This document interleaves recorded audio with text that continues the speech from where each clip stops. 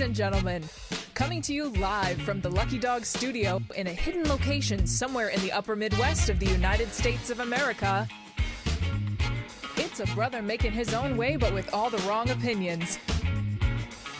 Welcome to the Morning Night Live with your host, the one and only P-Dog Knight. Yeah, I randomize the music. Of course, I do that every day. It's just sometimes the categories have more than one type of music in it. That was some 80s stuff. Hey, what's up? Good morning, everybody. Welcome to the Morning Night Live. I'm your host, Marty, also known as P-Dog Knight on the internet. Welcome back to the P-Dog Knight channel on this Tuesday, the 20th of August. Almost said October. 2024.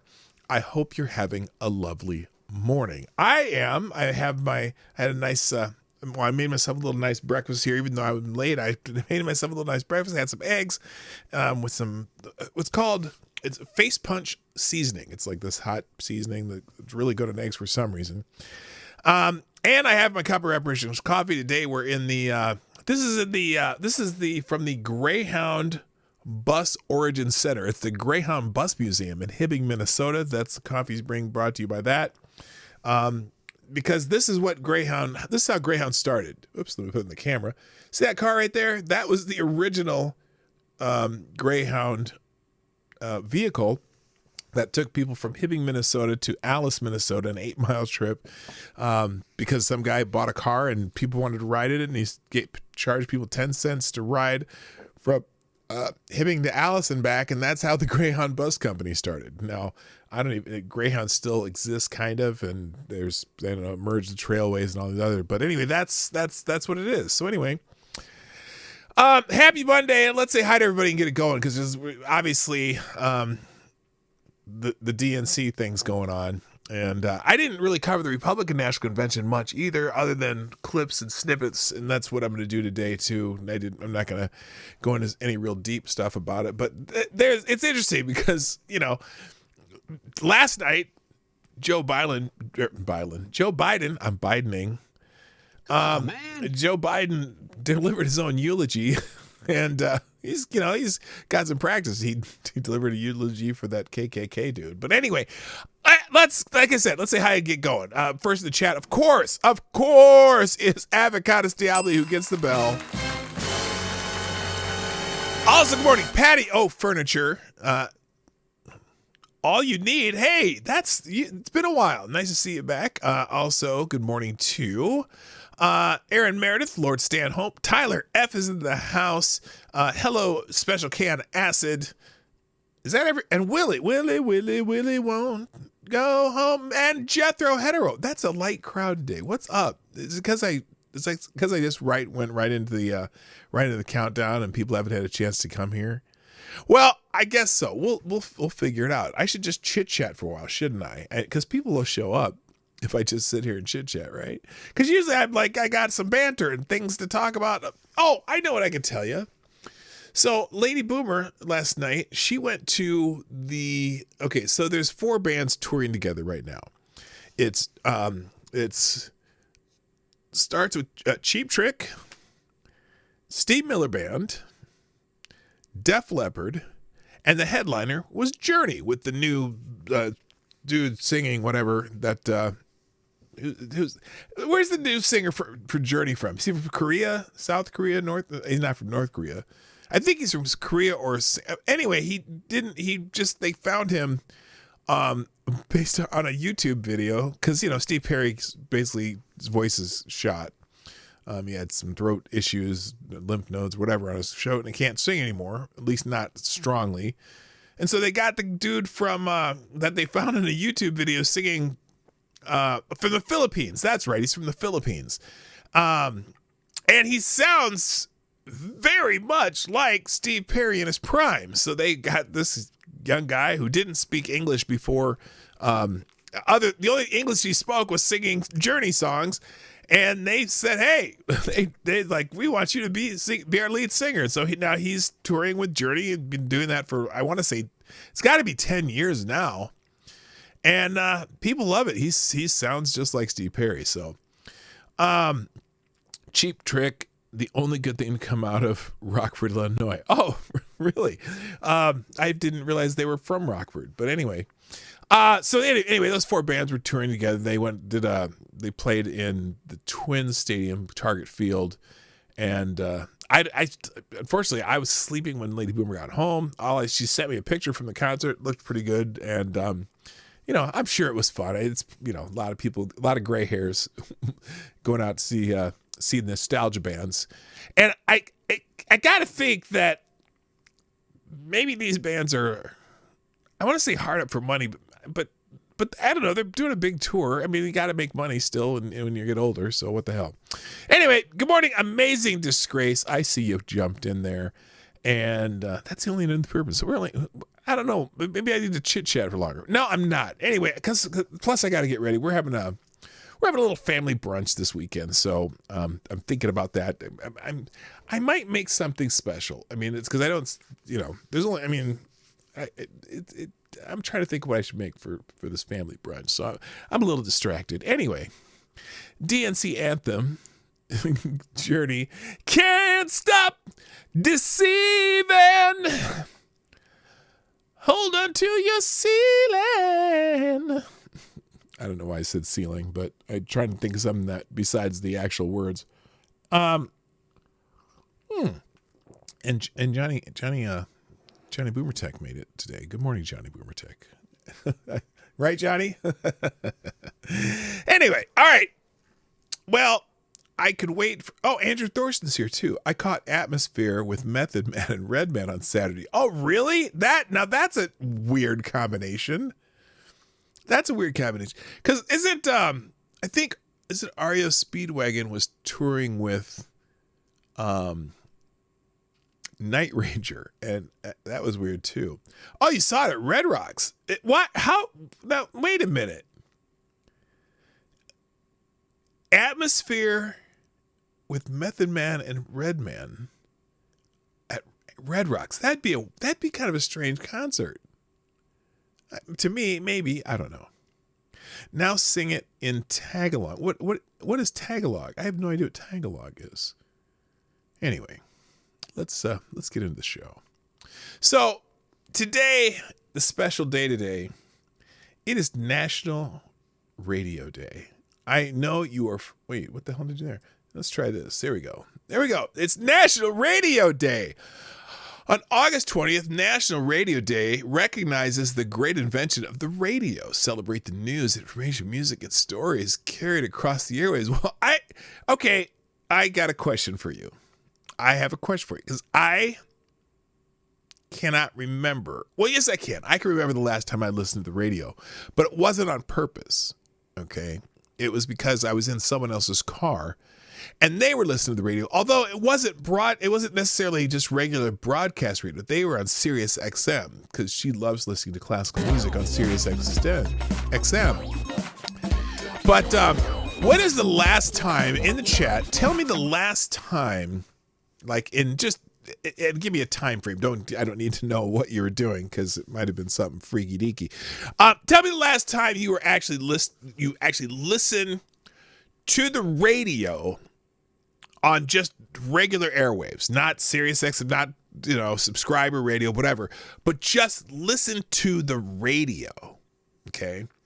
I accidentally hit AM and it went on one of the talk stations here in the Twin Cities, but I didn't listen very long, and I was listening in someone else's car, but that was Sirius XM. I'm trying to figure out when the last time I actually listened to the radio. Oh, I know when it was. Now. Our friend of the show, I mean, sort of a friend of the show. I want to have him on the show, but an acquaintance, A.K. Kamara, who's a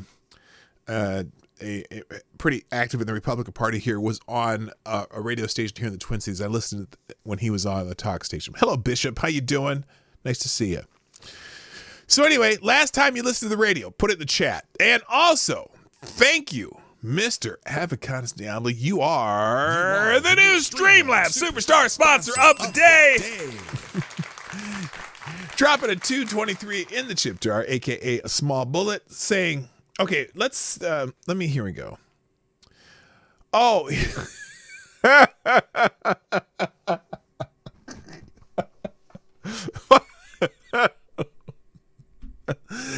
This is so wrong, but don't stop believing. Hold on to the fear, and when when the ice go down in the city. Wait, what? When you love a woman, I don't know.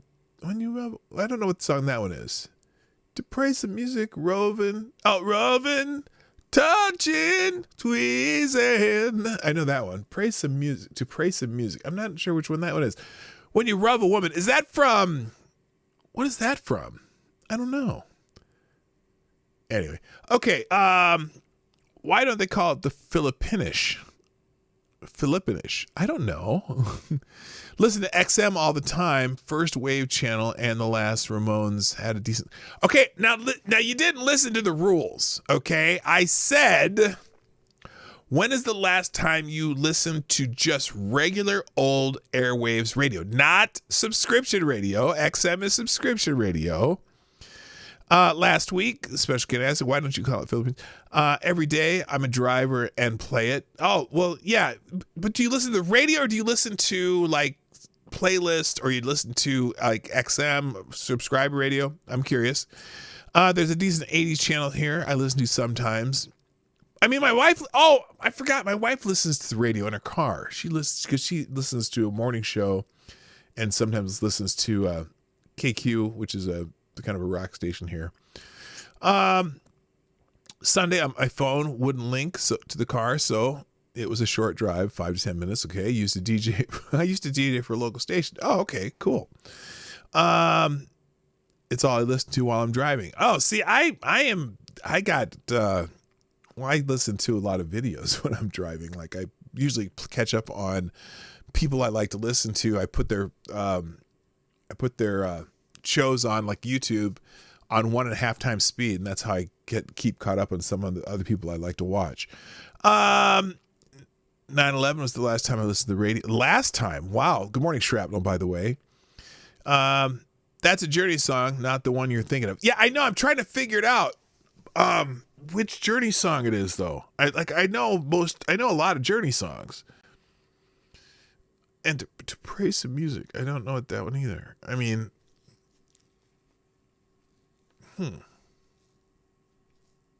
Anyway, that's not from Stone. No, that's not from Stone in Love.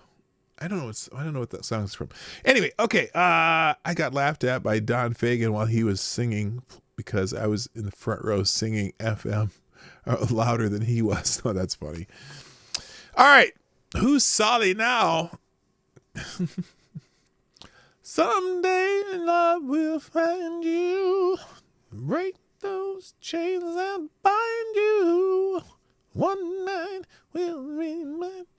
Oh, no, we'll go our separate ways. Okay. No static at all. Listen to John B. Wells' Caravan to Midnight often on KY radio station, Kentucky radio station. But I live in Iowa, so technically I listen off the website. Oh, gotcha. We're in Iowa. Well, you don't have to be specific. As I say, we're in Iowa to live. I lived in Des Moines for 8 years, so we used to listen to my roommate loved listening to KGGO, which is still it's funny because we go down to Des Moines once a year for the Jake relays, and he still listens to KGGO, and KGGO is still playing the exact same music that they did when I was in college. It's kind of funny. All right, let's get this going because we got to get the show on and get as much as I can done. So let me pin this. If you want to sponsor the show, like Avocados Diablo, who is the Streamlabs Superstar sponsor of the day, you can do that at the link at the top of the chat, or you can do super chats, obviously. But again, you do the Streamlabs, then you're not spending as much money on YouTube. So anyway, so it is National Radio Day. Let's see. Let's see what's here. Today is National Radio Day, and we're recognizing our very own community radio station, www. We first went live November 26, 1985. As a result of years of organizing and hard work, happy National Radio Day, Possum Radio. So anyway, people are celebrating radio today. Also, now I was looking for a birthday to celebrate today. And so when I went on, I just do happy birthday. And I didn't put this on Twitter today, because I usually put the topics we're going to talk about. And I came across this.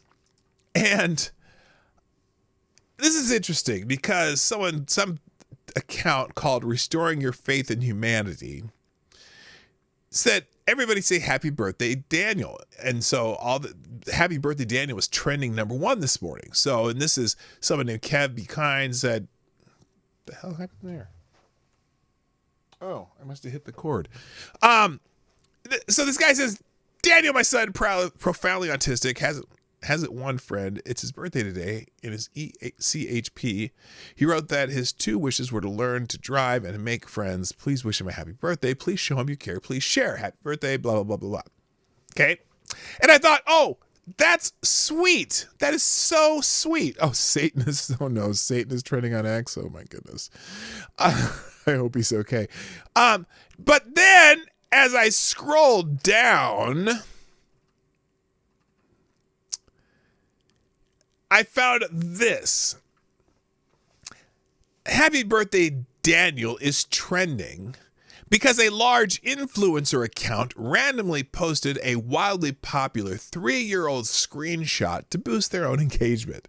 Daniel's father is asking that you save your wishes for his actual birthday on September 29th.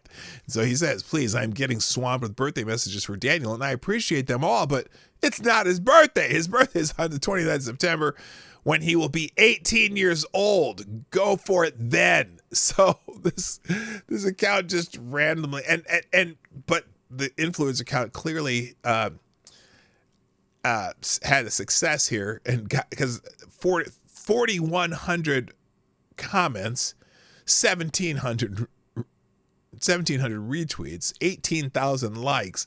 He got the engagement that he was looking for. Now I'm curious, people let's see the people who are replying to this account though, and see how long it takes before someone says it's not Daniel's birthday. Everyone, this is a screenshot, not a repost. Kevin Harrison won't see any of your replies unless you tag him. Also, this birthday post is nearly 3 years old. And it isn't Daniel's birthday today. Okay, the very first one. So good. So anyway, this person's just getting engagement on Twitter. I'm sure they are looking forward to their check. So I decided to find out, hey, are there anyone that... Why does that keep doing that? Johnny, what the hell are you doing? Okay, hopefully that doesn't do that anymore. So anyway, I decided to find, okay, is there actually someone's birthday today that I actually care about? So I had to scroll, and then I found out today is, speaking of legendary music peoples, today is Robert Plant's birthday. Lead singer of Led Zeppelin, or former lead singer of Led Zeppelin, since they're not, well, I guess he's the only lead singer of Led Zeppelin. They just don't exist as a band anymore. Yes, happy 76th birthday to legendary Led Zeppelin vocalist Robert Plant. So, yeah, he's a legend, the big time, oh my gosh, Amazing Grace, Daniel, Elton John wrote him a song. No, Elton John did not write Daniel a song. Stop it. Anyway, so happy birthday, Robert Plant. I'm sure if you know who that is, you're probably as old as me. Also trending, a lot of stuff about the DNC, and so I have a couple articles that are going to coincide with that. Apparently, there's been mega protests outside the DNC in Chicago. In fact, they broke through some barriers, and the Palestinian protesters, whatever. Well, also some pro-Israel protesters confronted the anti-Israel mob in Chicago. Good morning, Johnny Hellcat. What's up, my brother? For one of the first viewer of the Morning Night Live, Green Badger Outdoors is in the house. JB's in the house. What's up? Didn't Jimmy Page kidnap a woman? I don't know. Is that a true story, or is that legend? I don't know. That would be legendary if he did it, because, and not in a good way. That's not what I meant. Anyway, and the DNC pro-Israel protesters confront the anti-Israel mob in Chicago. They showed up at Union Park in Chicago, where a bunch of anti-Israel mobs have gathered to take on the DNC. The anti-Israel mob formed a line around the pro-Israel people to stop them from countering their protests. So this is, the anti-Israel folks kept shouting from the river to the sea. So here's this scene in Union Park.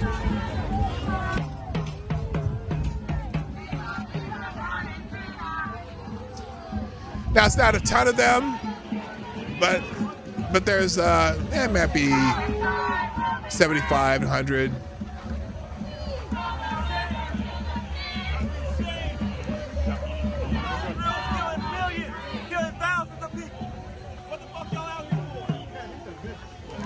Because they can.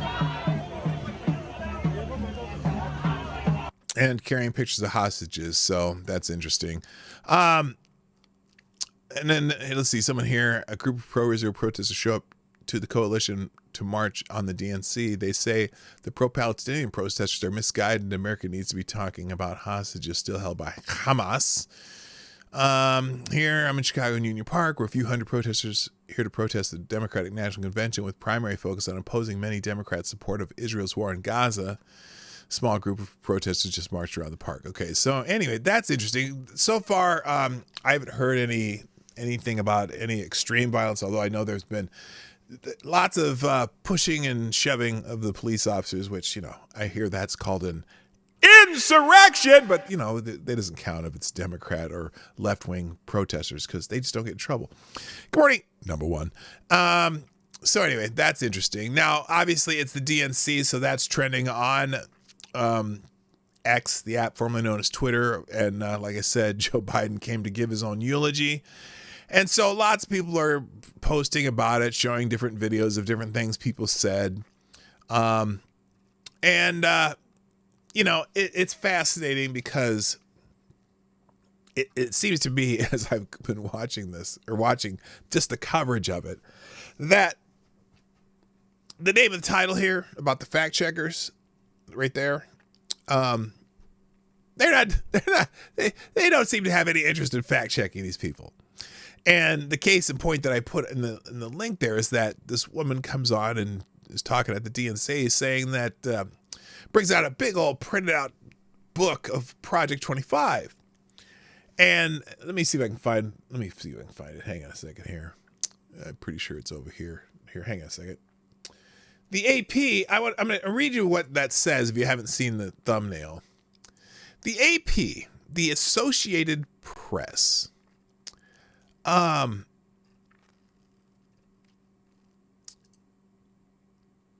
here's the Associated Press's treatment of this.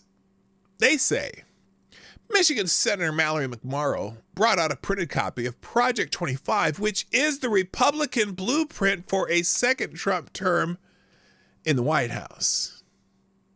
Now, this is the Associated Press that wrote this. This is insane. This is crazy. It is not the Republican blueprint for a second Trump term. That is a position paper by the Heritage Foundation, which is not the Republican. It's not the Republican Party. It's not Donald Trump. Donald Trump has his own agenda on his website. And so a lot of people are asking, hey, maybe this needs a fact check or community notes, because this is not, look, the point I want to make here is the same thing I wrote here. I understand that Democrats telling some of these lies over and over, there's several of them that they keep repeating, like the very fine people thing, and Trump told people to inject bleach and all those lies, right?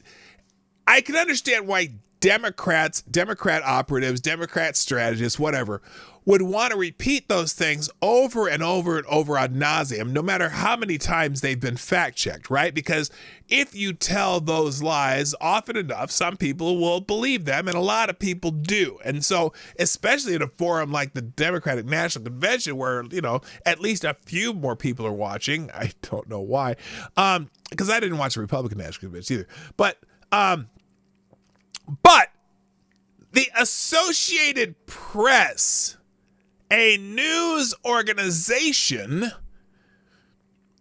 telling the same lie, tells me that the media, most of the media, the left wing, or Democrat mouthpiece media, is not going to fact check any of these people, and they're not going to bother telling you what these things are that are false.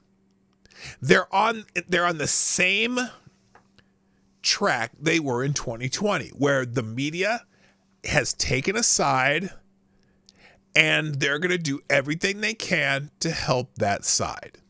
And so sometimes you just got to go, well, besides what the fuck, you got to go and somehow make it be heard. But also, if you spend a lot of time on this kind of stuff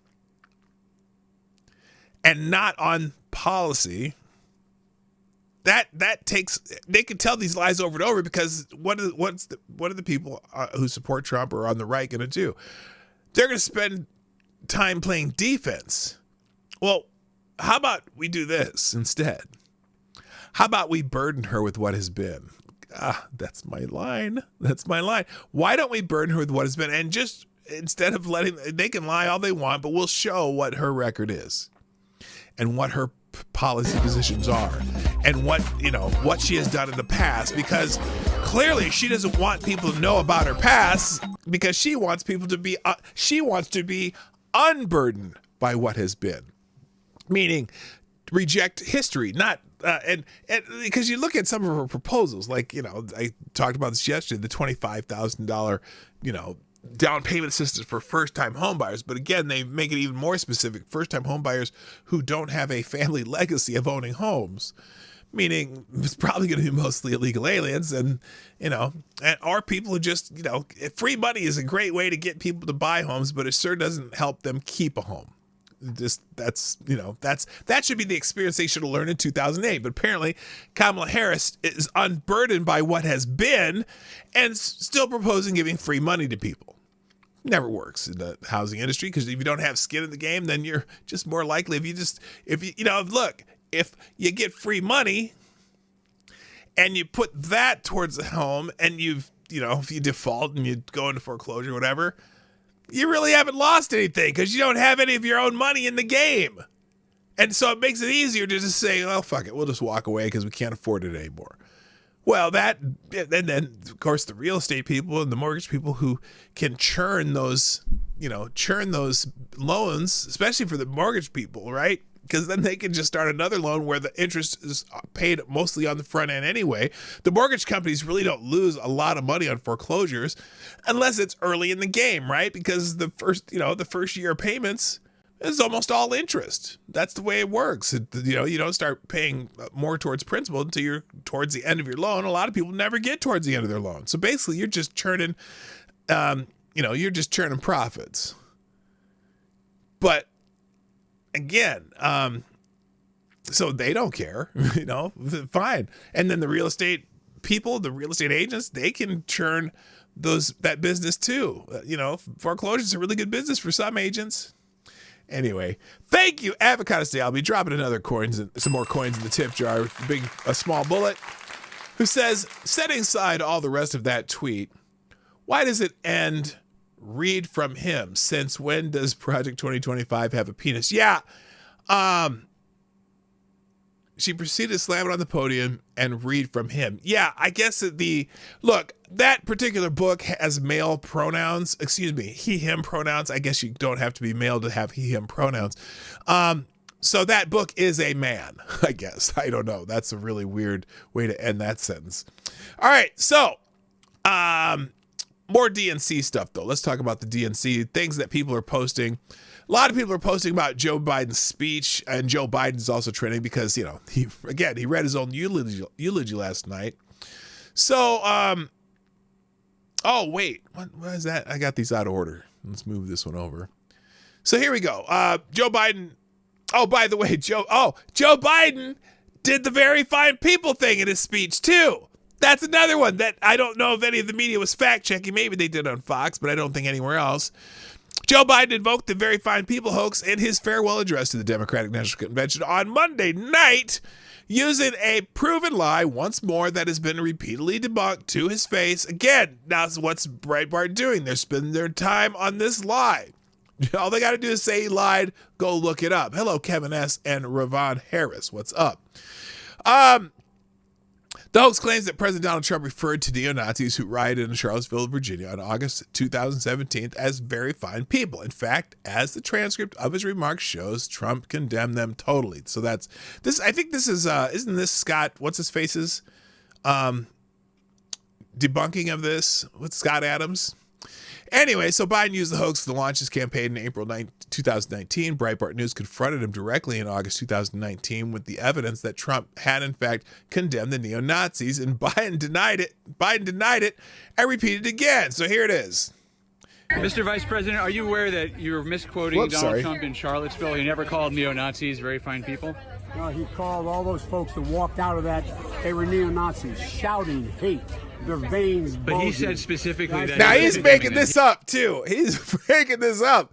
First of all, those were two different nights. There were two different nights. The Tiki Torch Parade, I think he's talking about the Tiki Torch Parade. But even then, veins bulging? What is he talking about? He's just like embellishing on this. And the day of Charlottesville, when they were there to protest the taking down of the statue, there were a lot of people there for that. The so-called Unite the Right rally, that was the night before, and the Charlottesville protest on the statue wasn't just those people. There was a whole bunch of people there, like relatives and Southerners, whatever, just thought you shouldn't take down history, whatever. Some of those people were just there because, they didn't think it was right to take the statues down of Southern, because some of those Southern war heroes weren't just part of the Confederacy. Robert E. Lee, for example, was a hero in the American Revolution too, right? I think, wasn't he there? No, not in the American Revolution. I'm sorry. Wars of 1812 or whatever. He was a prior war hero. And then he, ended up being a Civil War general. What war was it that he was, obviously it was the American Revolution. He wasn't alive yet. So anyway, because some of those generals weren't necessarily just Confederates generals, but whatever. But Biden continues. No, he did not. He said he walked out and he said, let's get this straight. He said there were very fine people in both groups. They're chanting anti-Semitic slogans, carrying flags. So you're aware So anyway, Biden doesn't know what the fuck he's talking about. But anyway, since then, the hoax has been debunked repeatedly, including most recently by the left-leaning Snopes website. Yeah, this year, Snopes finally came out and said, yeah, that wasn't true. Mexican-American War, that's right. So anyway, he brought it up in his speech again. Here's Biden. We're in a battle for the very soul of America. I ran for president in 2020 because of what I saw in Charlottesville in August of 2017. Boy, Extremists coming out of the woods, carrying torches, their veins bulging from their necks, carrying Nazi swastikas and chanting the same exact anti-Semitic bile that was heard. So anyway, you revived this speech. In Germany in the early 30s. Neo-Nazis, white supremacists, the Ku Klux Klan, so emboldened by a president. Okay, and again, I'm not sure about the Nazi flags, whatever he said. And I'm not even sure that the groups he's naming were in that group. But they were shitheads on that Friday night, the Tiki Torch Parade. They were shitheads. No one doubts that. But they weren't the people that Donald Trump were talking about. And he specifically, by name, condemned those groups and said there were other people there that were just there to protest the taking down of the statue. And all of those people who were there to protest taking down the statue were led by the local troopers at the end of their demonstration, whatever they call it, and the troopers directed them directly into the counter-protesters, causing many problems, fights and whatever, And the counter protesters were attacking those people, and not all of those people were there because they had some deep-seated hatred for people. And so it's just, again, Biden just doesn't know what the fuck he's talking about. And also he's lying. And look, this speech, obviously, Joe Biden's reading this off obviously he's reading it off a teleprompter. It's not like he's saying this off the cuff. He actually wrote this down, a lie that has been proven false. So apparently the fact checkers just don't give a shit. I wonder if anyone at C-SPAN or anyone at CNN, this is CNN or Fox or anyone, said, hey, he keeps telling this lie. You keep saying those words. I don't think they mean what they think they mean. That they saw as an ally. They didn't even bother to wear their hoods. Maybe because they weren't KKK. These were some, whatever. Hate was on the march in America. Old ghosts and new garments, stirring up the oldest divisions, stoking the oldest fears, giving oxygen to the oldest forces that they long sought to tear apart America. Is that what it was? In the process, a young woman was killed. When I contacted her mother, I asked about what happened. She told me. When the president was asked what he thought had happened, Donald Trump said, and I quote, "There are very fine people on both sides. My God." That's what he said. That is what he said and what he meant. And all these fucking people in the crowd, because Joe Biden says it, believe it. And they're beating this horse over and over. And look, I've been, 90% of the people who watch this on TV, maybe watching for the first time, will believe it because no one in the media is going to fact check them live like they do with the Republicans. So it's almost comical. So anyway, let's move on more about Biden's speech. Oh, I'm going to save Van Jones for later. Let's just move him down here. So here we go. Biden tears up as he bids adieu, mangles words in late night DNC address, pushed out of prime time. That's the other thing too. So this is the president of the United States, the leader of the Democratic Party. First of all, they put him as one of the first speakers, major speakers of the DNC, opening the first night. So clearly he is not the star of the Democratic Party. Because as you go farther into the speeches or farther into the days, the stars of the party are usually left for the later dates. So you would think they got they got Barack Obama speaking later. They got Michelle Obama speaking. They had Hillary Clinton on the first night too, which is hilarious. But also, he didn't even have a primetime speaking spot. He was pushed to the end of this first night, well into 11 o'clock at night, way past his bedtime. So anyway, President Biden gave a shouting and at times emotional speech money as he spoke to the Democratic National Convention after being forced to relinquish the party's nomination. Yes, he was.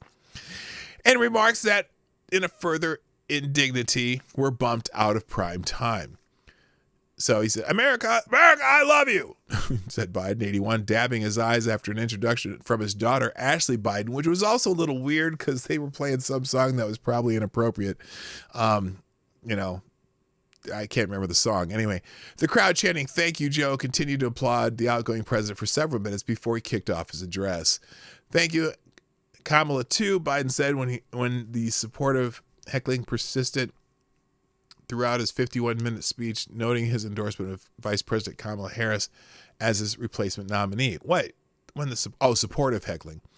"I've got 5 months left of my presidency, and I have a lot to do. I intend to get it done," Biden insisted as he prepared to depart later into the evening for a vacation in Santa Ynez, California. So he's I've got more to do, and he immediately flies off for vacation.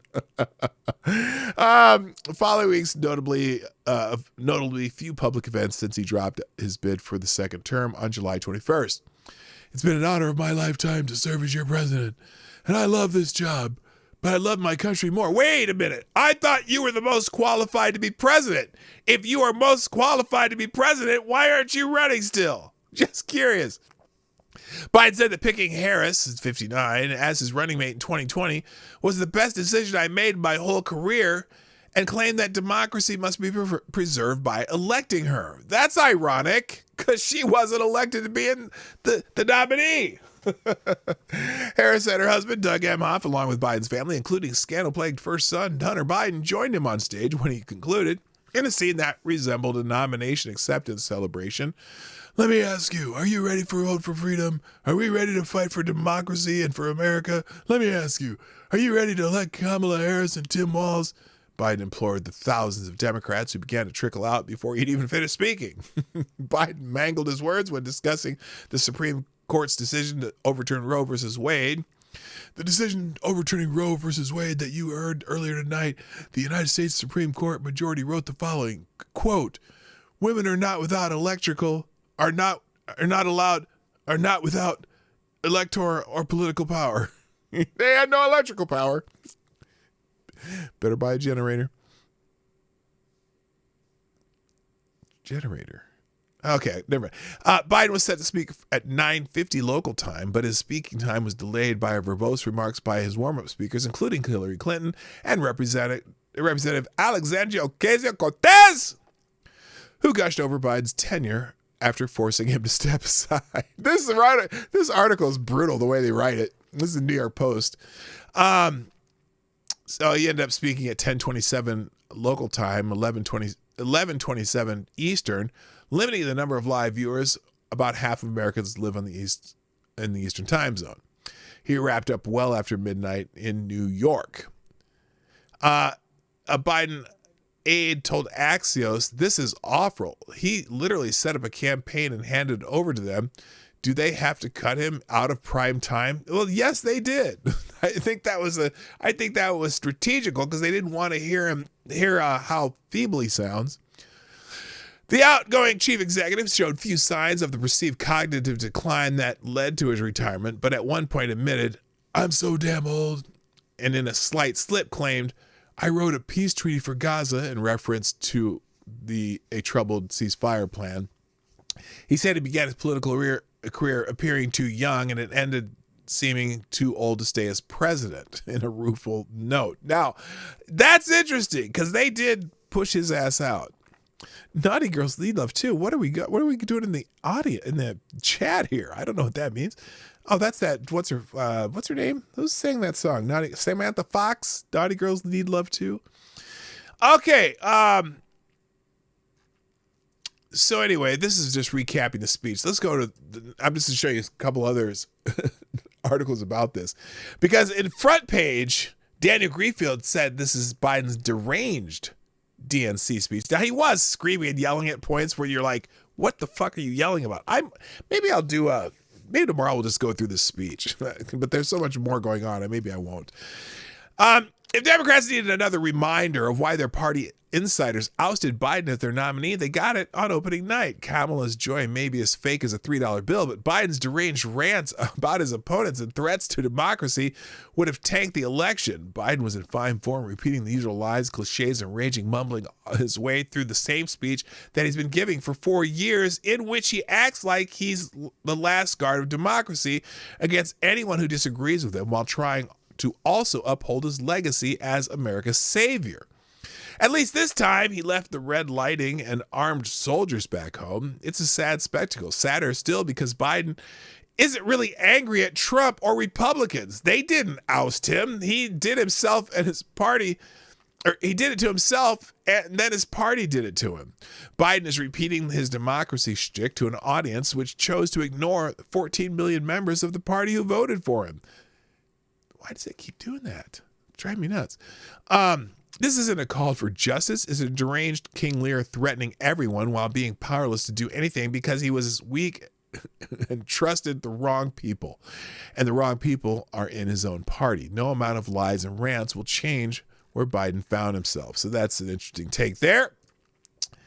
And again, even the Washington Free Beacon, Biden delivers his own eulogy. at the DNC. Holy shit, that's rough. That's rough. So anyway, speakers were Hillary Clinton and Joe Biden. Now this is interesting because Van Jones is upset because, and this is kind of random, but Van Jones, the former Obama administration, what was he in the Obama administration? Anyway, he actually had to quit because of his controversial opinions.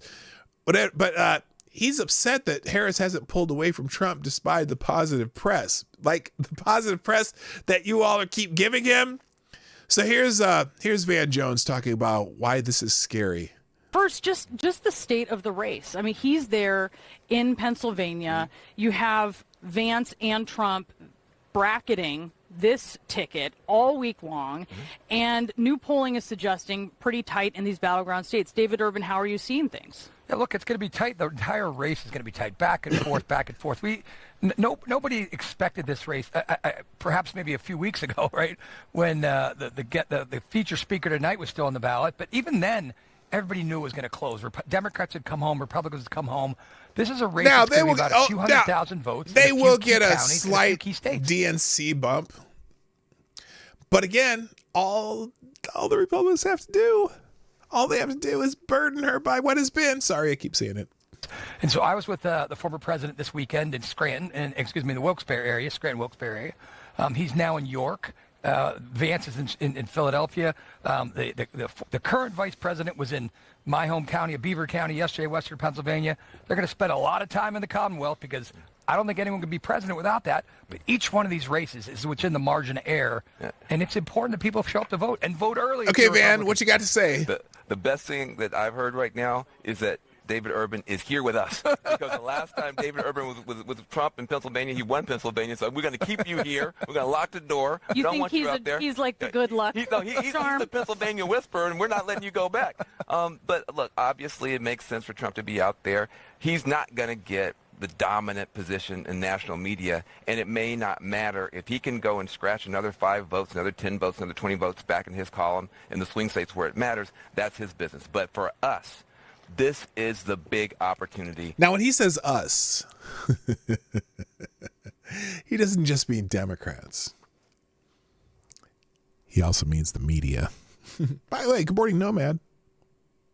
Hammer time. And Kevin S. What's up? To go from a tied race to push our numbers up 1 point, 2 points, maybe 3 points. We come out of this convention with a major bounce. That puts us in the best possible position after Labor Day. We don't want to be tied. Okay, I hate to break this to you, Van. Only the diehards watch the conventions. Now, the media will they'll glorify this convention all get out. But people don't pay attention yet. People start paying attention usually in September, maybe October at best. So just the diehards love the convention. That's about it. I don't like being tied with Donald Trump because we've had now 20-plus days of positive press. He's been falling down the stairs, slipping on banana peels, and poking himself in the eyeball. We should not be tied. We want to pull ahead. That's our opportunity this week. And that's the key point, Brianna.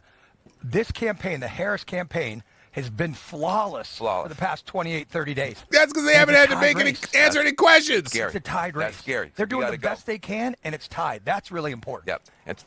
And tonight, Biden comes out, and he's going to do one of the most beautiful acts of political leadership to step back so somebody else can step forward. It very rarely happens. You're going to have Kleenex boxes from that. As if he chose to.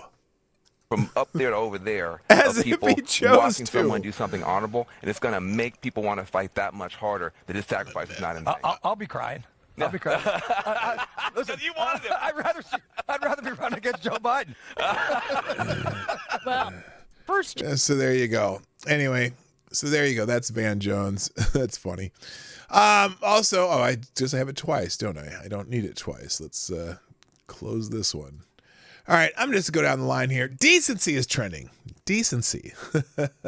Because for whatever reason, they keep describing the Joe Biden presidency as decency. I guess, sending the Justice Department after your opponent, that's decent.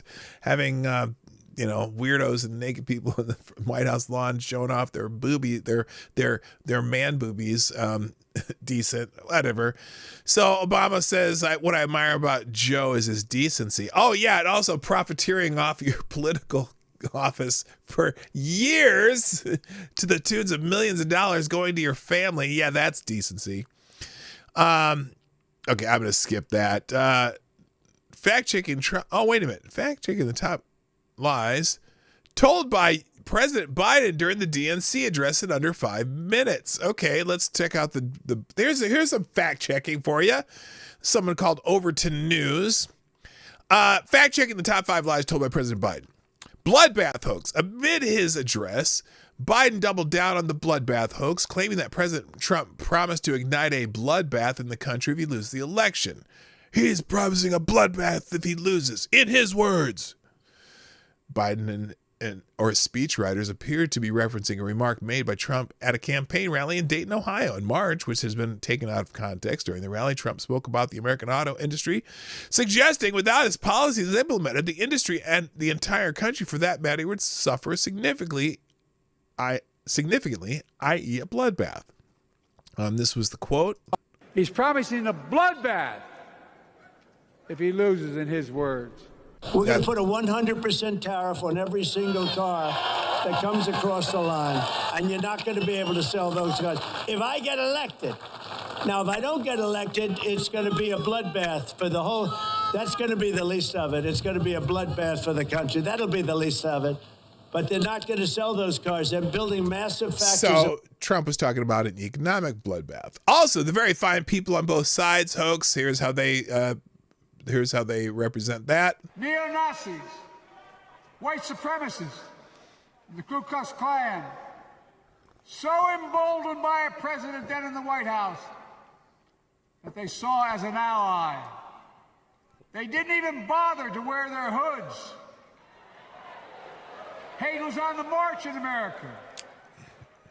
Old ghosts and new garments. Stirring up the oldest divisions. Stoking the oldest fears. Giving oxygen to the oldest forces that they long sought to tear apart America. In the process, a young woman was killed. When I contacted her mother, I asked about what happened. She told me. When the president was asked what he thought had happened, Donald Trump said, and I quote, "There are very fine people on both sides. My God." That's what he said. There we go. We're lying. That is what he You said, lying. what he meant. You lying. That's what I realized. Had to listen to the admonition of my dead son. I could not stay in the I didn't realize. sidelines. I missed that he invoked his dead son too. Oh my God, he'll do anything. He did that when his wife died. He was in a press conference the next day. Okay, so he told that bullshit again. Also, here's another lie he told. He said that there were fewer border crossings than when Trump left office. Then I had to take executive action. The result of the executive action I took, border encounters have dropped over 50%. From In fact, there are fewer border crossings today than when Donald Trump left office. Then I had to take executive action. Okay, and let's little fact check that. Here we go. Here's let's see. Is this when Trump left office? Okay, I can't read. I can't tell that. But anyway, let's just read this because. So, what could go down as the most outrageous lie that the president told was related to the border and the surge in illegal crossings under the Biden administration. Despite recent headlines, Customs and Border Protection data shows border encounters remain significantly higher than when President Trump left office, making the Democrats' pre-election self-praise unfounded after years of border chaos created by their policies. The next one, he talks about the suckers and losers. He put this in the speech, too. We know from his own chief of staff, the four-star General John Kelly, that Trump, when in Europe, would not go to the grave sites in France. Okay, that was false. He did go one of the days. He didn't go one day because the Secret Service said there was issues with the helicopter, being able to land a helicopter in the rain in that area, which I have no idea why, but it had nothing to do with it. So he's going on. The brave service members who gave their lives to this country. He's having a little hard time reading the teleprompter here, too. He called them suckers and losers. Who in the hell does he think he is? Who does he think he is? We know from his own chief of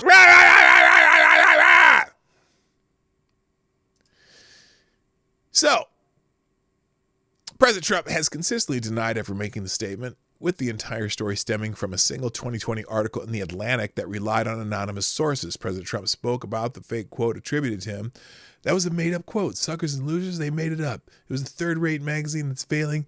Like many of these magazines, Biden made that up. He put it in commercials. We had 19 people who said I didn't say it. So no one else could corroborate that particular quote, so to speak. And then that was 4. Where's the 5th one? I thought he said 5. Just those are the top lies, the main lies. So anyway, that I'll put a separate link for that one if you want to reference that later. It'll be in the links today. Moving on, also trending Charlottesville, basically because Biden lied about Charlottesville again, about what Donald Trump said. Which he specifically said, not the neo-Nazis or white nationalists, because they should be condemned totally. We've all heard it thousands of times. Jamie Raskin's also trending. Now, this shitbag, I can't stand Jamie Raskins. But there was a point where this teleprompter ran out during his speech. Well, let's look at what people choose to highlight. So Call to Activism is a totally pro-Democrat chill account, one of those influencer accounts. And let's see what they chose to highlight. They chose to highlight this from Jamie Raskin. Hey, J.D. Vance, do you understand why there was a sudden job opening for running mate on the GOP Oh, is he going to ticket? lie about the nooses? They tried to kill your predecessor. Really? They tried to kill your predecessor. Holy shit. They didn't try very hard. What an asshole. Because they didn't try to kill the predecessor. Yes, they said some nasty words like, called Pence a treasonous and whatever, and hang Mike Pence. Was there a serious attempt to kill him, though? I'm curious, because they built that, little cardboard noose thing up there, or basically some two fires that wouldn't have, you couldn't hang a midget from. But also, during his speech, he had a little trouble with the teleprompter. So here's Jamie Raskin when his teleprompter went out, and he kind of ran out of words to say because he really didn't believe anything he was saying. Someone should have told Donald Trump that the president's job under Article 2 of the Constitution is what? Someone should have told Donald Trump. He had a little trouble with the teleprompter there. Didn't go fast enough. Let's see. When Representative Jamie Raskin lost his son, I offered my condolences. When fellow conservatives mocked Jamie Raskin for wearing a bandana, he suffered from cancer. I reprimanded them. And last night, he showed who he is and who the Democrats are, mocking Trump's assassination attempt. So here he goes. He's going to mock the assassination attempt. Let's hear this. Hey, J.D. Vance, do you understand? He was mocking the assassination attempt. And so he said, claiming that they tried to kill Mike Pence. All right, we already got that one, so we'll go on. All right, moving on. Let's see. Oh, this is what I really wanted to get to before we got done today, so I'm glad I found this. Lawrence Jones, the Fox News host, who also happens to be melanin enhanced, had some great questions for Pete Buttigieg, and that I don't think any other people in the media are asking. And so here it is. Here it is. It was a big showing for the president yesterday. They put him at 11 o'clock, though, last night. And a lot of people were saying, we love you, Joe. We love you, Joe. But he's no longer the nominee. A lot of questions, though, about it, because the New York Times writes that all the cabinet meetings that the president has been having have been scripted. They said 9 months since the latest cabinet meeting. Axios writes that he's only available for work between the hours of 10 a.m. to 4 p.m. And then the Wall Street Journal says when it came down to the debt ceiling negotiations back in 23, Nancy Pelosi had to take over it. Is this the reason why he's no longer the nominee for your party? That's a tough question, because it's going to make them fess up as to why they pushed Joe Biden out. I feel like conservative media and the Republican Party still think they're running against Joe Biden to deliver. Okay, he's not answering. I want to go off how many hours he's in which office. He's not answering. But these weren't conservative outlets. I guess you can say the Wall Street Journal is. But but you're a conservative outlet, and the first thing you're asking about is what time is it a cabinet meeting instead of his achievement. I just want to know, when did you guys know that the president was unfit to be on you? The president is not unfit. So why is he not the nominee right now? Because he did something that Donald Trump cannot comprehend, which is to put his ego aside. Oh, what do you mean put his ego aside? Why did he have to put his ego aside, Pete? Why did he have to put his ego? Why? If he was the best candidate and he's the greatest president since fucking, I don't know, Roosevelt for you assholes, then why did he have to step down? That's a question you do not want to answer. Because he was going to lose? Well, then why was he going to lose? He didn't put his ego aside. His ego got stomped on by the leaders of the Democratic Party who were afraid of losing power, because that's the only fucking thing they care about. Stop lying, Pete. Oh, wow, that screen stop, that freeze is not good. He looks kind of like he's snarling. I'm going to go back for just a few seconds so we can hear the rest of his answer. Because he did something that Donald Trump cannot comprehend, which is to put his ego aside. I just want to get my question out. Why did you guys wait to the last minute to switcheroo after everyone saw? Can I just finish my question? And I'll let you answer, Mr. Secretary. But you guys waited until after the debate, where everybody in America saw what happened that day. And all of these reports are coming out that you guys knew behind the scenes. The cabinet members were frustrated that you couldn't do the negotiations with Nancy Pelosi. Answer the question, and that she had to take it over. What negotiations with Nancy Pelosi? When was the debt ceiling in 2003, when it came down to the debt ceiling negotiations, that she had to take it over because he didn't know the talking point. He won the debt ceiling negotiations. That's the point. You can go over whether he slips up and says one name when he wants to say another name, or you can look at what he's actually accomplished as president. It turns out he's really good at being president of the United States. Okay, nice try there, Pete. Nice try. If he's really good at being president of the United States, then why isn't he speaking on Thursday night, accepting the nomination again? If he's really good at it, he's the best president in American history to you guys. Just the phenomenal president. Then why did he have to get pushed out by the leaders of the Democratic Party? Not something you want to have to answer. Someone says, damn, one thing as a kid, you never wanted to see your dad get beat up by another dad. And my dad was an ump for a semi-pro baseball leagues around Detroit. Thank God I never saw my dad get punched or beat up like that. Lawrence Jones did verbally. Pete, that man, he didn't get beat up. What are you talking about? He looked like an apologist. He didn't get beat up. Let's see maybe this is a different part. Let me see. No, this is the same 2 minutes. It was a big showing. It's the same 201. He thinks Pete Buttigieg won that? My God, Pete just lied for 10 straight minutes with Lawrence Jones. And all these people are saying Lawrence Jones must be a DEI hire at Fox News. You think Pete won that? For the president yesterday, they put him at 11 o'clock. You got to be kidding me. He didn't answer any of the questions. Holy shit. All right. Next, Laura Loomer's trending. I have no idea why. I didn't go through the topic. Why is Leo coming out here? Get out of there, Leo.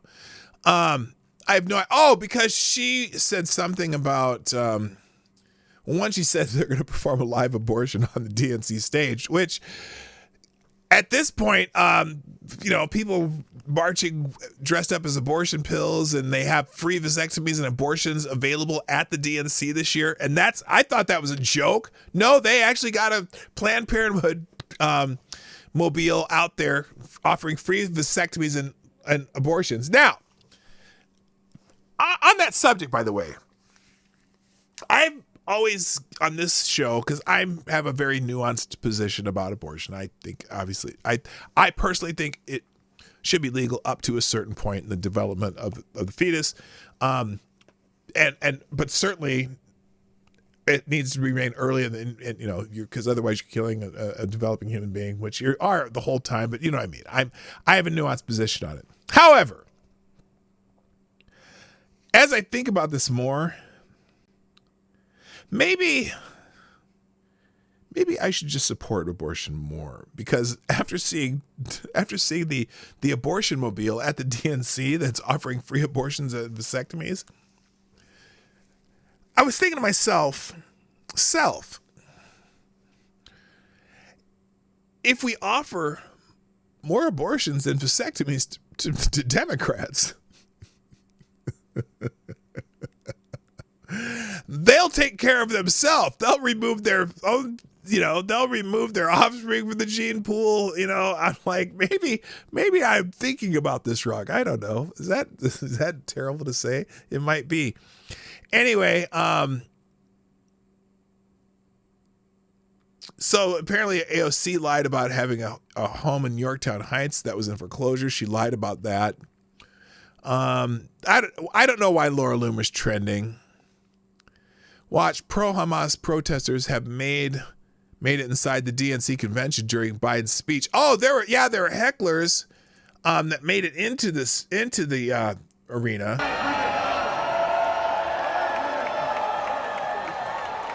With blood on their hands and showing little things. And and then someone says, well, they are not pro-Hamas, you moron. They're anti-genocide. No, some of them are actually pro-Hamas. Let's just be honest. Some of them are actually pro-Hamas. Don't lie about it. But anyway, I don't care about Laura Loomer. Let's move on. Nancy Pelosi also had to defend herself over the speculated beef with Biden. Now, is this this is like one of those 10-minute things? Oh my gosh. No, this is only 30 seconds. Okay, let's play this clip. Nancy Pelosi, who's probably drunk during this, but because that's just her natural state of being. Nancy Pelosi talking about her apparent beef with Biden. Because listen to what she says. I'm wondering if you've spoken to him and what your response is to that. Sometimes you just have to take a punch for the children. And that's what you're doing right now? You're just going to take the punch for the children? Who's punching right now? I don't know. Anita Dunn said... I didn't hear what? This. I'm just hearing. It was an interview with me. Maybe he's throwing the punch. I don't know. No. I'm not. I would never. But she Anita, said she doesn't want to fight. Nobody wants... I always love, too, when you watch these, the little, whatever they could call this, interview, whatever. Or it looks to me like three chummy people about having a beer together. I always laugh when they interview Democrats, how so very happy they are to be together, and they just chum around, and because they all know they're on the same side. But whenever it's a Republican, they're asking hard questions and arguing, especially Dana Pash here. She's always arguing with Republicans, but she agrees with everything Democrats do. So she's all smiles and happy and asking the tough questions like, well, how do you feel when they tell you a bad name and shit like that? So anyway, the point here was former House Speaker Nancy Pelosi defended herself against speculation that President Biden is frustrated over her role in the mutiny against him, declined to confirm whether or not she had spoken with Biden. Since he dropped out last month, Pelosi contended that she did what was necessary. Yeah, what was necessary is they got Biden out of there. And if you believe that this was just something they planned this last few months, you're out of your fucking mind. This was the plan all along. Get Biden in there, put Harris as his vice president because she was the party favorite, the media favorite, even though the public couldn't stand her. And that's how you get her to be the first woman president. And it's bonus that she has extra melanin, being black and Jamaican and Indian, all of the above, whatever. So anyway, and then she said, sometimes you have to take a punch for the children. I did what I had to do. My concern was not about the president. It was about his campaign, before implying that Vice President Kamala Harris ushered in exuberance and excitement. Then she grew uncomfortable with the line of questioning, blurting out, "What are you even talking about?" Did they have more of this clip? They don't. Whatever. Moving on, Breitbart. Democrat platform refers to second Biden term 19 times. So they have it. They have it. This is funny because she's trying to distance herself from the Biden-Harris administration, but it's still considered a second Biden term. They haven't fixed that yet. The Democratic Party platform, released Sunday on the eve of the convention that is to nominate Vice President Kamala Harris for president, refers to over a dozen times to President Joe Biden's second term. Biden dropped out of the race late in July, but as Breitbart News reported early Monday, the platform still refers to him as the candidate. So they haven't even changed that yet. Wow, they probably should fix that. Here it is. The official DNC platform has been released, and it makes at least 5 mentions of Biden's second term. Tough look for the Democrat copy editors. All they had to do, isn't there a function where you can search for like one word and then go, oh, we're going to change all of those at the same time? Guess they couldn't figure out how to do that. So anyway, here it is. President Biden's second term, and President Biden's second term, and President Biden's second term, and President Biden's second term. Way to go. Way to go, DNC. Oh, I'm almost out of time. Also, in the Washington Free Beacon, there's an article about Tim Walz praising Chinese communism as a system where everybody shares. Everybody's awesome. Everybody shares everything with everybody else. And everyone is poor. And don't know where their next meal is coming from.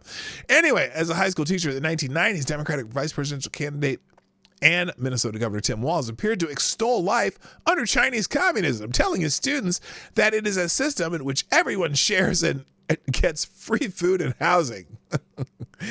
Of course, it's a handful of rice a day, but that's free food. And housing, well, as long as there's some leaves over your head, that's housing.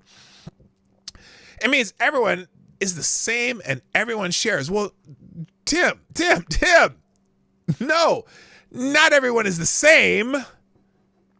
But they enforce conformity, but not everyone is the same. It means everyone is the same and everyone shares, Walz said during a lesson on China's communist system in November 1991. The doctor and the construction worker make the same. The Chinese government and the place they work to provide housing for 14 kilograms, or about 30 pounds of rice per month. So they get 30 pounds of rice a month. Everyone gets 30 pounds of rice a month. Walz's remarks were reported in a 1991 article in Nebraska's Alliance Times Herald that focused on his work on student exchange programs in China. At the time, Walz was teaching social studies at a Nebraska high school. So he loves that communism shit. Front Page Magazine, a retired Minnesota cop makes a shocking charge against Tim Walz. Is this about his DUI? Let's see. When Kamala Harris picked Tim Walz as a running mate, Reuters informed us that he was a plain speaker from the American heartland to help her win over rural white voters. That's what the Harris-Walz campaign wants us to think, but it has become quickly. What does that? Keep doing that. Virtually impossible narrative to sustain. Now retired Minnesota police lieutenant has shot another hole in the left's already tattered Walz America Dad narrative and showed yet again how far left the leftist next door really is. Fox News reported Thursday that retired Minnesota State Patrol Lieutenant John Nagel knows the real Tim Walz behind the propaganda smoke and mirrors. He's not a moderate. He has never been a moderate. And here in Minnesota, he's been anti-police. He has raised taxes. He's nowhere near being a moderate. I could have told you that. Holy shit. You've seen some of the shit this guy has signed in Minnesota? Even worse, he's anti-police, defund the police. When you have police families and we have an officer killed in the line of duty, when that family looks at the governor and says, we don't want you at the funeral, you should tell that should tell you a great deal of how law enforcement generally feels about Walz. Indeed, it also tells us why the left loves him so much and why patriots should regard him as potentially even more dangerous than Harris herself. Nagel, according to Fox News, said that a major reason law enforcement in Minnesota is unhappy with Walz was his slow response when asked to send in the National Guard as the city burned during the 2020 George Floyd riots, which Walz has faced fierce criticism for since beginning the Democratic vice presidential, or becoming the Democratic vice presidential nominee. And why was Walz slow to send the National Guard? Well, we're learning this over and over and over again. He let Minneapolis burn, said Nagel.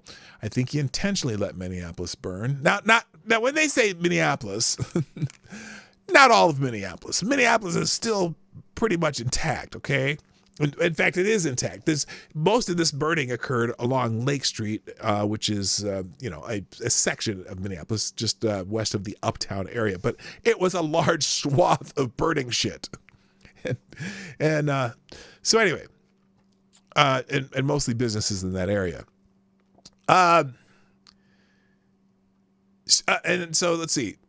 Oh, surely not. Why? Surely the American public servant wouldn't willingly aid and abet the destruction of a major city, would he? Of course he would. These are, after all, radical leftists we're talking about, Nagel opines. I think it was all part of a much greater scheme because he truly doesn't like the police. Minnesota Attorney General Keith Ellison has never liked the police. They have been involved with people who are defunding the police. Remember also that Walz's wife Gwen was actually what she actually said that she kept her windows open during the riots so she could inhale the sweet smell of people fighting for justice. So yeah, she liked smelling the fires of justice.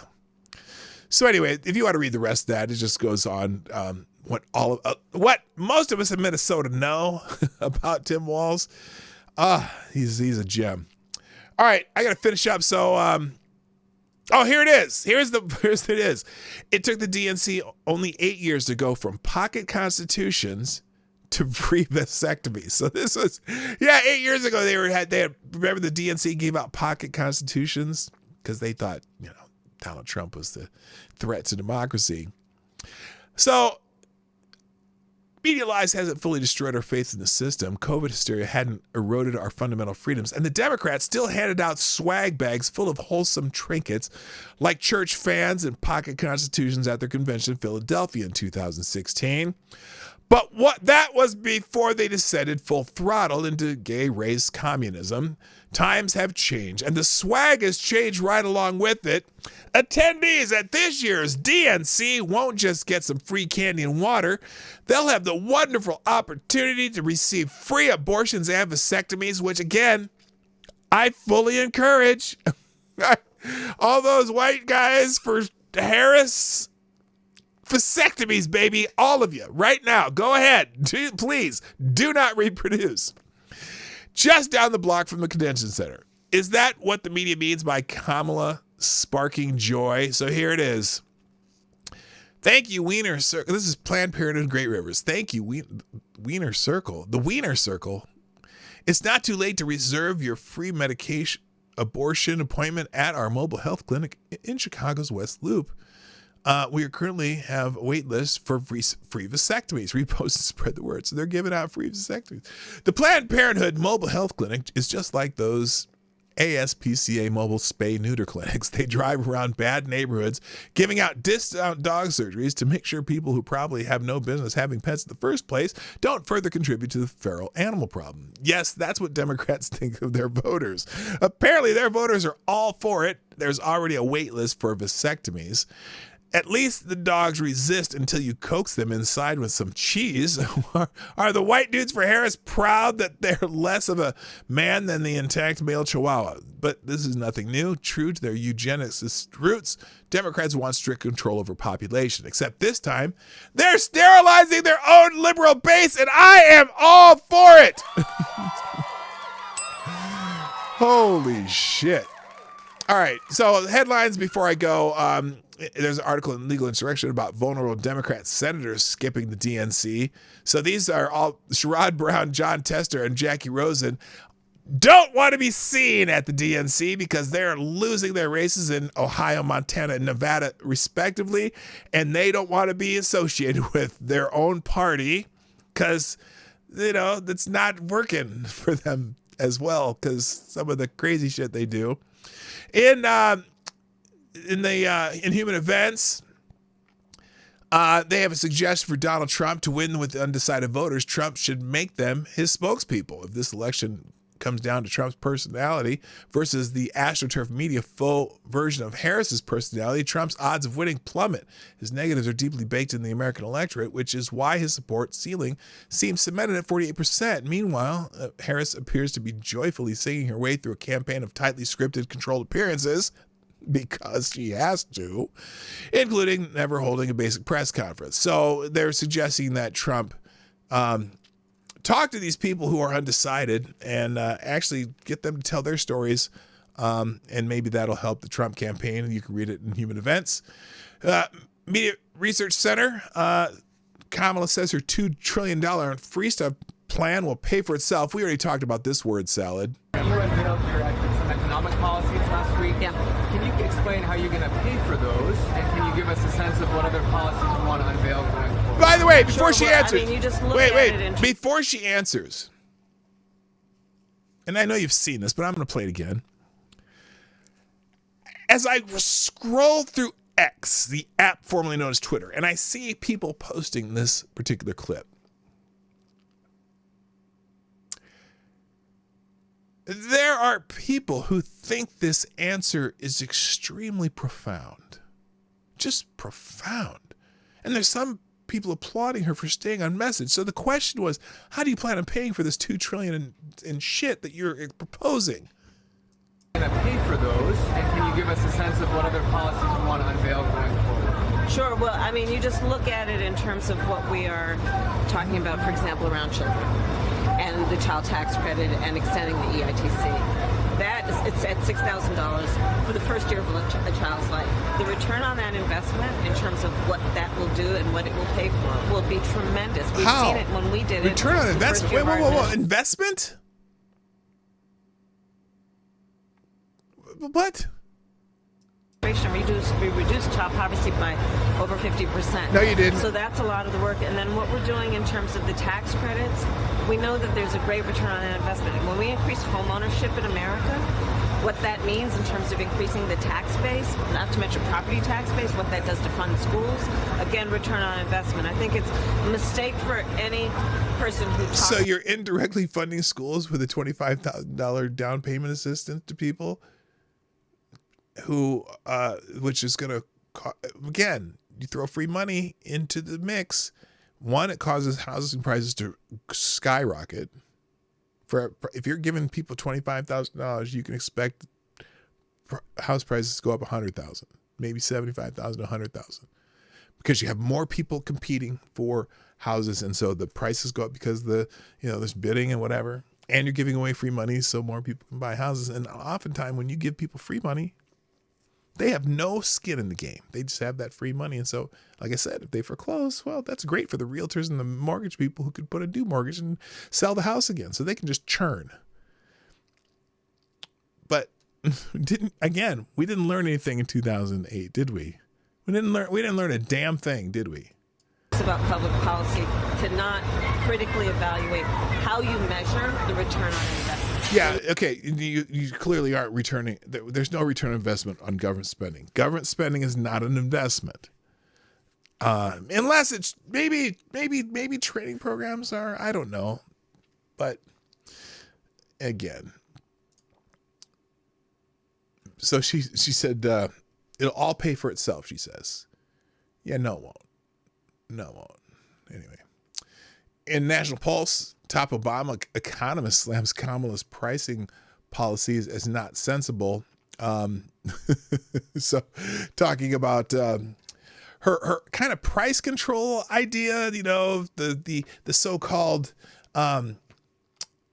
price gouging plan that she's coming up with just makes no fucking sense. So an Obama economist said it's nonsensical. Let's see. Oh, this is a excerpt from Against the Corporate Media versus Donald Trump and the Russian hoax, just talking about how they keep how that dominated for so long and hampered Donald Trump. Front page: Kamala, Antifa, pedophiles, terrorists share the same platform. Free all Antifa prisoners, and Harris Waltz gets cozy. So this is just Daniel Greenfield doing his thing. Also in front page, Daniel Greenfield says, the DNC 2024 platform calls for slavery reparations. Now, I haven't seen that yet, but this says there's every crazy leftist idea from transgenderism to land acknowledgments to slavery reparations only needs 30 years to become party dogma. And the DNC 2024 platform has all three.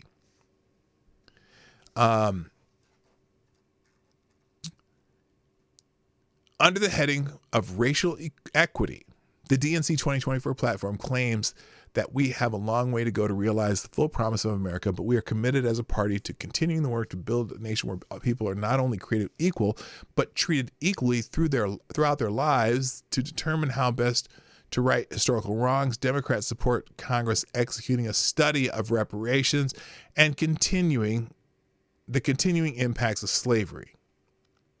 I'm trying to figure out how slavery is impacting me today. I still haven't figured that one out. But, my great grandfather. My great grandfather. On both sides, a great grandmother and a great grandfather who were born slaves. So it's not that long ago, but my great grandfather was dead before I was even a twinkle. So, it hasn't really impacted me at all. Although it was kind of annoying always having, when I was a kid, Black History was always talking about slaves. And it's like, did we do anything else besides be slaves? And then they would talk about George Washington Carver. So, but it doesn't affect me at all. And except for you all wanted to. I don't get it. And also, this is an explicit endorsement of equity, and a slap in the face to the Declaration of Independence assertion that all men are created equal. Instead, the role of the government to make everyone equal at all times throughout their entire lives. This is Harrison Bergeron stuff. Topping it off is the assertion that slavery, which was abolished 150 years ago, is still an issue today. So, but that's something they want you to believe. Also, this is interesting. So before the assassination attempt on Trump, apparently Trump was reportedly forced to cancel events leading up to that event because Secret Service had some shortcomings. Oh, did they now? That's shocking if you want to read about that. And there's a couple more articles, but I'm going to leave you with this one graphic that I wanted to put on the screen, and then we're going to go. And that would be... This is the theme of the DNC.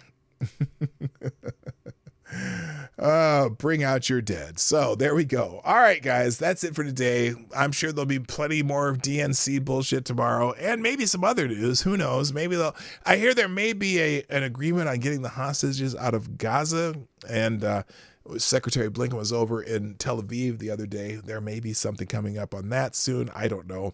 At least they're going to tout there is. Now, who knows if it's actually going to happen, because, there's certain factions that back out of those deals on the drop of a dime. So anyway.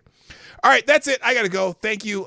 See you tomorrow. Thank you, AD, sponsor the show. You are the Great American, and the Streamlabs Superstar sponsor of the day. Everybody else, thanks for joining the chat. Or if you're just lurking, hey, I love you too. Gotta go. My name is P Dog Knight, and I'm out of here. Bye. Have a great day. Here come the links. Hey, this is P Dog Knight, and thanks for watching today on the P Dog Knight channel. If you have an observation or remark you'd like to make about this video or my channel, I absolutely welcome you to write it in the comment section down below. I really look forward to hearing from you. And before you go, if you like what you saw but you're not already subscribed, please make sure you hit the subscribe button and definitely click that bell that pops up afterwards so you'll be notified when I post new videos or when we go live. I broadcast my live show, The Morning Night Live, Monday through Friday at 10 o'clock Eastern, 9 o'clock Central. A special thank you to all the supporters of this channel who share our videos on social media and make donations through Streamlabs, YouTube, Venmo, and Cash App, which are all linked in the description down below. Thanks again, and until next time, I'm P. Dog Knight, and I'm out of here.